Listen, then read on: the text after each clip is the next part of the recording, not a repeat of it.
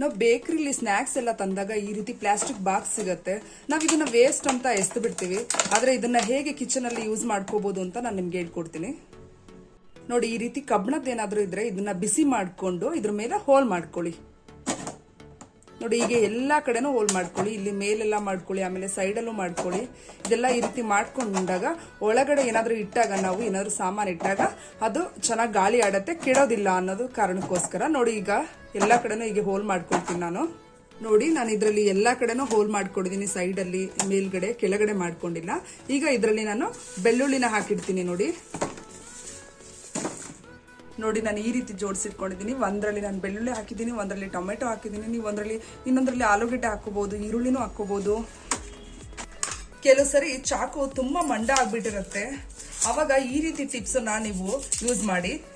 ಈ ರೀತಿ ಒಂದು ಕಪ್ಪನ್ನ ತಗೊಂಡ್ಬಿಟ್ಟು ಇದ್ರ ಇದೆಯಲ್ಲ, ತಳದಲ್ಲಿ ರೌಂಡ್ ಇದೆಯಲ್ಲ, ಇಲ್ಲಿ ನಾವು ಅದನ್ನ ಈ ತರ ಉಜ್ಬೇಕು. ಅವಾಗ ಏನಾಗತ್ತೆ ಅಂದ್ರೆ ಈ ಚಾಕು ಶಾರ್ಪ್ ಆಗತ್ತೆ. ಈ ರೀತಿ ಸ್ವಲ್ಪ ಹೊತ್ತು ಒಂದ್ ನಿಮಿಷ ಅಥವಾ 2 ನಿಮಿಷ ಈ ತರ ಉಜ್ಕೊಳ್ಳಿ. ನೋಡಿ ಎಷ್ಟು ಚೆನ್ನಾಗಿ ಕಟ್ ಮಾಡ್ತಾ ಇದೆ ಅಂತೇಳಿ, ಎಷ್ಟು ಚೆನ್ನಾಗಿ ಶಾರ್ಪ್ ಆಗಿದೆ ಅಂತೇಳಿ. ನಿಜವಾಗ್ಲೂ ಈ ಟಿಪ್ಸ್ ಏನಾದ್ರು ನಿಮ್ಗೆ ಇಷ್ಟ ಆದ್ರೆ ಒಂದ್ ಲೈಕ್ ಕೊಡಿ.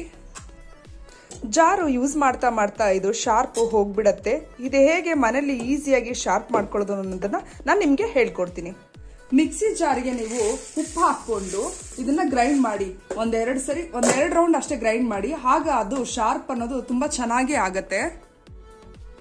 ಪಿಂಗಾಣಿ ಕಪ್ಪು ಯೂಸ್ ಮಾಡಿದ್ಮೇಲೆ ಕೆಲವೊಂದ್ಸರಿ ಒಳಗಡೆ ಎಲ್ಲ ಈ ರೀತಿ ಕಲೆಗಳಾಗಿರುತ್ತೆ. ಇದನ್ನ ಹೇಗೆ ಹೋಗ್ಸೋದು ಅಂತ ನಾನು ನಿಮ್ಗೆ ಹೇಳ್ಕೊಡ್ತೀನಿ. ಫಸ್ಟ್ ನೀವು ಏನ್ ಮಾಡಿ ಅಂದ್ರೆ ಅಡಿಗೆ ಸೋಡಾ ತಗೊಳ್ಳಿ. ಅಡಿಗೆ ಸೋಡಾ ತಗೊಂಡು ಈ ಕಪ್ ಒಳಗಡೆ ಈ ರೀತಿ ಹಾಕ್ಬಿಟ್ಟು ಈ ರೀತಿ ಕೈಯಲ್ಲಿ ಇದನ್ನ ಸ್ವಲ್ಪ ಉಜ್ಬಿಡಿ ಅಷ್ಟೇ. ಉಜ್ಬಿಟ್ಟು ಇದನ್ನ ಒಳಗಡೆದನ್ನೆಲ್ಲ ತೆಗೆದ್ಬಿಟ್ಟು ಕೆಳಗಡೆ ಹಾಕಿ ಈ ತರ ಉಜ್ಬಿಟ್ಟು. ನೋಡಿ ಎಷ್ಟು ನೀಟಾಗಿ ಕ್ಲೀನ್ ಆಗುತ್ತೆ ಅಂತ ತೋರಿಸ್ತೀನಿ ನಾನು ನಿಮಗೆ. ಈಗ ಒರೆಸಾದ್ಮೇಲೆ ಒಂದು ಬಟ್ಟೆ ತಗೊಂಡು ನೀಟಾಗಿ ಒರೆಸ್ಕೊಂಬಿಡಿ ನೀವು. ನೋಡಿ ಎಷ್ಟು ಚೆನ್ನಾಗಿ ಕ್ಲೀನ್ ಆಗುತ್ತೆ ಅಂತೇಳಿ ತೋರಿಸ್ತೀನಿ.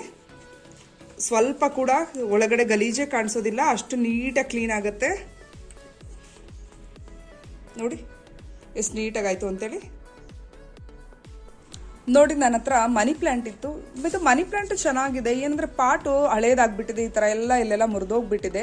ಇದನ್ನ ನಾನು ಹೇಗೆ ಚೆನ್ನಾಗಿ ಕಾಣೋ ರೀತಿ ಹೇಗೆ ಮಾಡ್ತೀನಿ ಅಂತ ನಿಮ್ಗೆ ನಾನು ತೋರಿಸ್ಕೊಡ್ತೇನೆ. ನೋಡಿ, ಈ ರೀತಿ ಒಂದು ಗಿಫ್ಟ್ ಬಾಕ್ಸ್ ಇತ್ತು. ನಾನು ಮೇಲ್ಗಡೆದನ್ನೆಲ್ಲ ಹಾಗೆ ಫೋಲ್ಡ್ ಮಾಡಿಬಿಟ್ಟು ಇದನ್ನ ಹೇಗೆ ಯೂಸ್ ಮಾಡ್ಕೋತಾ ಇದ್ದೀನಿ ಅಂತ ನಾನು ತೋರಿಸ್ತೀನಿ. ಇದು ಹೊರಗಡೆಯಿಂದ ತುಂಬಾ ಚೆನ್ನಾಗಿದೆ. ಇದು ನೋಡಿ, ಇದನ್ನ ಈ ತರ ಇಟ್ಬಿಟ್ಟು ಇದ್ರ ಒಳಗಡೆ ಒಂದು ಪ್ಲೇಟ್ ಇಡ್ತೇನೆ. ಪ್ಲೇಟ್ ಆದ್ಮೇಲೆ ಈ ಪಾಟನ್ನ ಈ ತರ ಇಟ್ಬಿಡ್ತೀನಿ. ನೋಡಿ, ಈಗ ಎಷ್ಟು ಚೆನ್ನಾಗಿ ಕಾಣಿಸ್ತಾ ಇದೆ ಆವಾಗಿಂತ. ಈ ಟಿಪ್ಸ್ ಏನಾದರೂ ನಿಮ್ಗೆ ಇಷ್ಟ ಆದರೆ ಒಂದು ಲೈಕ್ ಕೊಡಿ.